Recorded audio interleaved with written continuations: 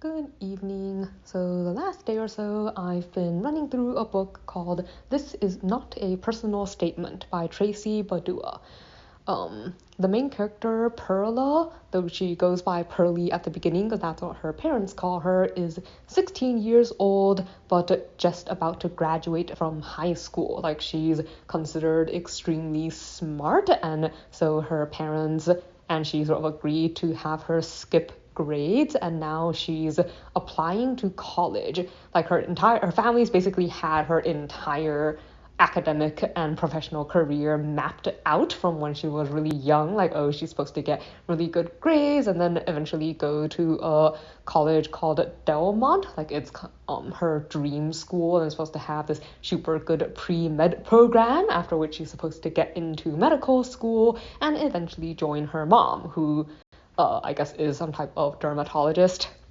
But I guess her entire life, it sounds like Pearl's family has really pushed her academically, like to the point where they cut out a lot of her other activities, and she's doesn't do very well on the social front because the fact that she skipped grades, like, it's very hard for her to integrate in with her peers, and a lot of them somewhat look down on her because they feel like she thinks she's better than them because she's very smart and skipped grades, like whether or not that is true. But anyways, it creates a kind of rift, and I think it adds a whole different layer of pressure as college admissions start getting in. And unfortunately, despite all of her hard work and all the things they do to prepare, Perla is rejected from her dream school. And not only that, she is rejected from every school that she applied to, although to be fair, she apparently only applied to really, really hard to get into schools in the first place because they were so confident in her abilities, despite the fact that there were some questions, I guess doubts about whether or not someone who is 16 had the maturity to do well in college. But anyways, like, the combination of events leads Perla to make the decision to go to Delmont anyway, even though she wasn't accepted. So she embarks on this plan where she's going to masquerade as a Delmont student and then reapply during the spring. Like, her idea is that she'll do on-the-ground research as like what kind of student Delmont actually admits, like what kind of people they like, use that to flesh out her personal statement in a way that will make her more appealing to them, and that they will discover that they made a giant mistake by rejecting her and accept her, and then through that acceptance, she will turn the lie she is about to embark on living into a reality instead.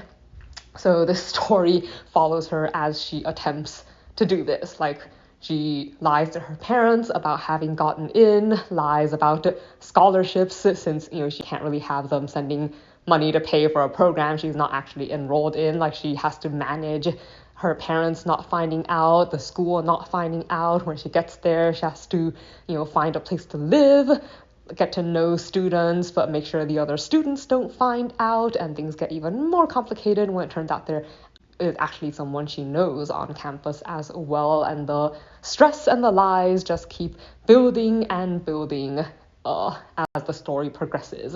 But she also starts to unpack, I guess, some of the problems that came out of the way she was raised, because she comes from a Filipino-American family, and for a lot of immigrant families, like, that pressure to excel can be pretty extreme, and like her parents, she kind of has to start to realize that their idea of success, like, is not the only way that success can appear. Like, there's more than one way to be successful. Like, there's just because a school is famous doesn't mean it's best for you, and just because a school is not famous also doesn't mean that it's not a great school. Like, there's a lot of things that she kind of has to learn, and honestly she does have a lot of growing up to do, and trying to figure out whether or not she even really wants to go to Delmont after all. Like, is this her dream or her parents' dream, and just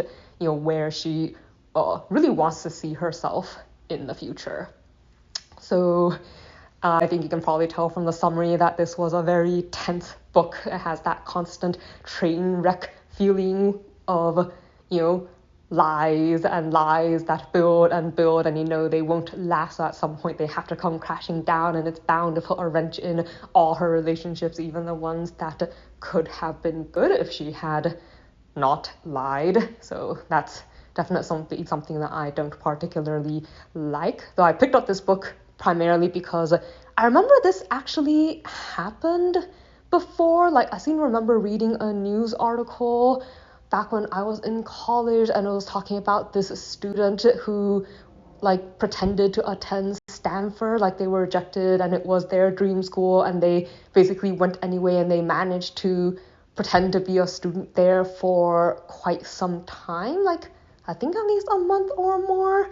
But yeah, I remember reading that story, and when I saw the summary for this book, that's kind of why I picked it up. I was just kind of curious how this book would handle the topic, I guess. So something that I liked. Even though, so I was very lucky and I had extremely supportive parents. Like, I think a lot of the themes and stuff that come up in this book made me feel kind of nostalgic, I suppose, which isn't necessarily a like, but I kind of wonder if this would be hard for people to understand who didn't grow up in a super pressurized kind of school. But I remember when I was in high school, and one of my classmates, and he was half joking, but he was talking about how he had only 3 career choices. Like, he had to be either a lawyer, a doctor, or an engineer, or else his family would probably disown him. And it was something, I think, we were doing this group project, and it was funny at the time, but there are some families that really are like that. And I think a major part of growing up was kind of realizing that there is so much more out there that people can explore, and the fact that there isn't really a right way to live your life, and that success is really something that you have to define for yourself. Like, it's not an easy thing to do, because I think society has a lot of expectations on what we're supposed to think success looks like, but it's a worthwhile thing, I think, to spend some time really thinking about and deciding for yourself. But yeah, I have a lot of opinions as far as education goes. I'm not going to go into here, since that's not really what this is about.